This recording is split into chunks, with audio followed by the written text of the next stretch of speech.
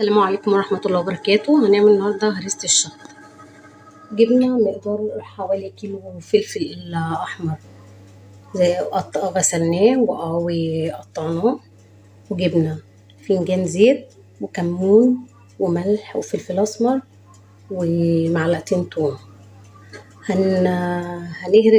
هنطحن الفلفل في كبة أو في خلاط كده. بعد ما طحنا الفلفل في الخلاط واحنا بنخلطه في الخلاط عشان الخلاط يدور، حطينا شوية مية.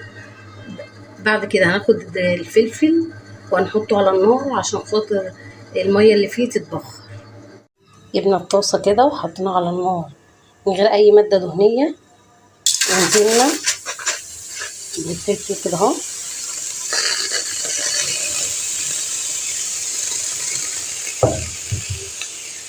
لحد في البداية تبقى نارها عالية. بعد كده نوطي النار لحد ما كل المية اللي في الفلفل دي تتبخر. ولما نوصل للقوام ده، هي خلاص كده شربت كل المية بتاعتها، هنبتدي بقى نحط التوابل بتاعتنا اللي هي الملح والفلفل الأسمر والكمون والثوم.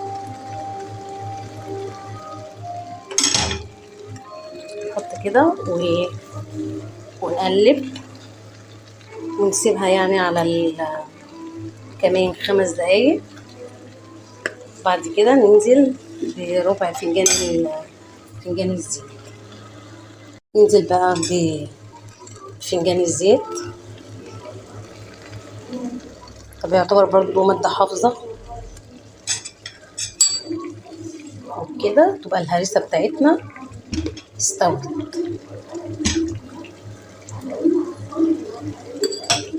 نتشي بقى عليها النار ونسيبها ان هي تبرد، وبعد كده نجهز البرطمانات المعقمة بتاعتنا ونحطها فيها. دي الهريسة بتاعتنا بعد ما اتعبت في البرطمانات. هنبدأ نحط عليها على الوش كده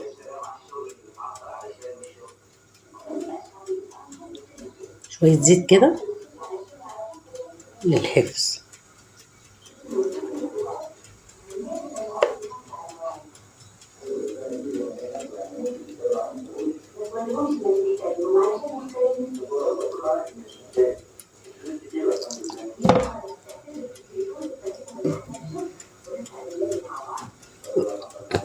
نقفل بقى البرطمانات دي ونعينها بقى في التلاجة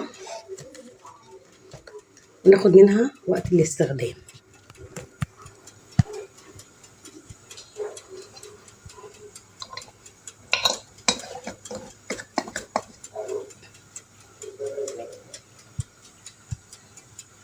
والسلام عليكم ورحمة الله وبركاته.